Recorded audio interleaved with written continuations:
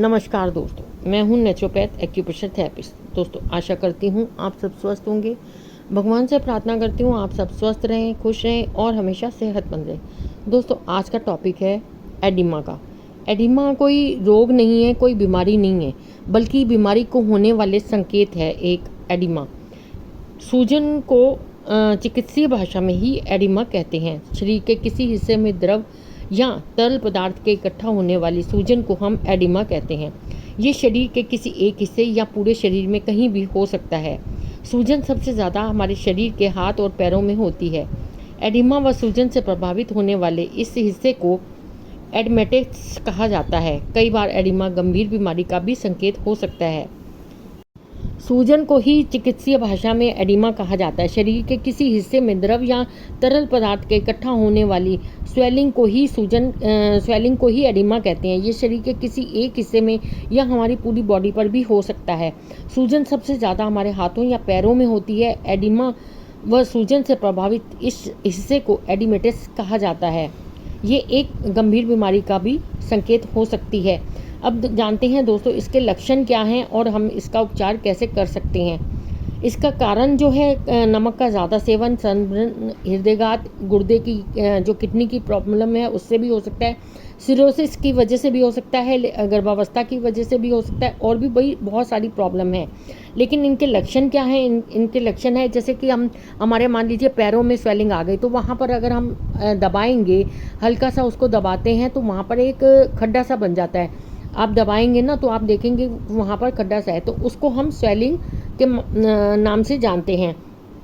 इसके अलावा त्वचा में खिंचावट पैदा होती है, हाथ लगाने से वहाँ पर गड्ढा होता है जो मैंने आपको बताया है, पल्स रेट ज़्यादा हो जाता है, पेट का आकार बड़ा हो जाता है, शरीर के जिन अंगों में स्वेलिंग होती है वो थोड़े से बड़े दिखने लगते हैं, वजन का एकदम से घटना या बढ़ना स्वेलिंग का कारण हो सकता है।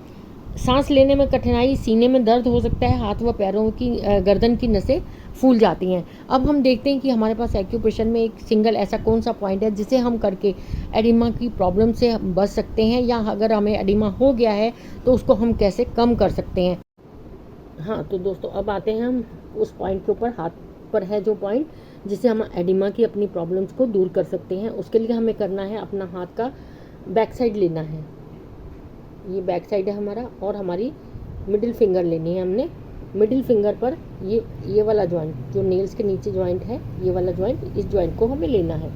इस जॉइंट पर हमें जो है थंब की साइड हमारा पॉइंट है, ये पॉइंट है जहाँ मैंने डॉट लगा रखा है। आपने डॉट नहीं लगाना है, आपने इस पॉइंट को प्रेशर देना है 8 से 10 बार, इस तरह से 8 से 10 बार तक इस तरह से प्रेशर देंगे। या आप दिन में 2 बार दे सकते हैं। 6 से 8 घंटे आपको मैग्नेट लगाना है, इस तरह से आपने देना है। एक बार सुबह और एक बार शाम को दे सकते हैं। मैग्नेट अगर आप दिन में लगा रहे हैं तो डेली दिन में लगाएं, अगर आप नाइट में लगाना चाहते हैं तो नाइट में लगाएं। इस तरह से हम 8 से 6 बार, कम से कम 6 से 8 बार तक प्रेशर देंगे।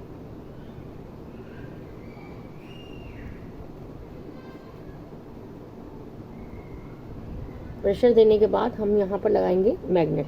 मैग्नेट के लिए हम टेप लेंगे, मेडिकल टेप है, आपको बाज़ार से आराम से मिल जाएगी, केमिस्ट से आप ले सकते हैं। और यहाँ पर लगाएंगे हम मैग्नेट।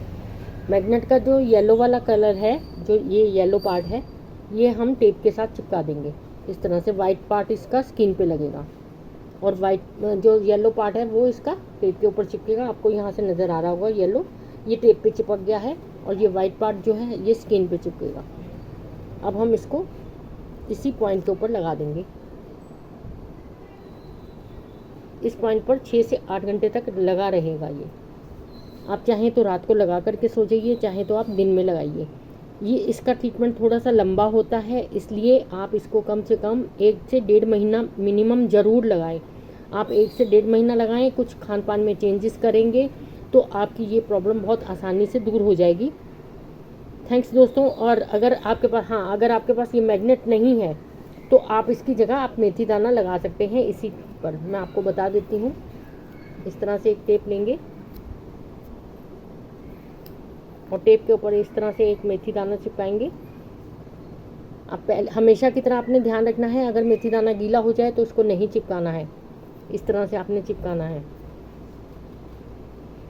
और ये आपने वही 6 से 8 घंटे तक चिपकाना है। अगर मेथी दाना गीला हो जाता है तो उतार के दूसरा लगाएं। अगर अगले दिन लगा रहे हैं तो मैग्नेट वही लगा सकते हैं, लेकिन मेथी दाना वो नहीं लगाना है, मेथी दाना नया यूज़ करना है। थैंक्स दोस्तों, आपको मेरा वीडियो कैसा लगा? अच्छा लगा तो प्लीज़ सब्सक्राइब करें, लाइक करें और शेयर करें। थैंक्स।